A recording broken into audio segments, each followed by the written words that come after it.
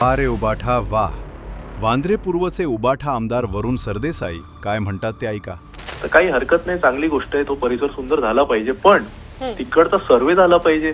तिकडचे जे लोक राहतात त्या लोकांचा तुम्ही सर्वे करा, त्यांची कागदपत्र तपासा. कागदपत्र तपासून जो नियम हा महाराष्ट्रातल्या प्रत्येक नागरिकाला आपण लागू केलेला आहे, तोच नियम वांद्र्यातल्या गरीब नगरला सुद्धा लागू झाला पाहिजे. एवढंच आमची सरळ सोपी अपेक्षा होती. पण तुम्ही लोकांचा धर्म पाहून जर तुम्ही लोकांची घरं तोडत असाल तर हे चुकीचं आहे. हे काय महाराष्ट्र शासन म्हणून तुमचं काम नाहीये. सर्व्हे करा, पात्र असतील तर दुसरी घर द्या आणि धर्म पाहून कारवाई होतीये असा आरोप वरुण सरदेसाई करतोय. उबाठानं सत्ता आणि मुस्लिम मतांसाठी भगवा सोडला हे महाराष्ट्रानं आधीच पाहिलं.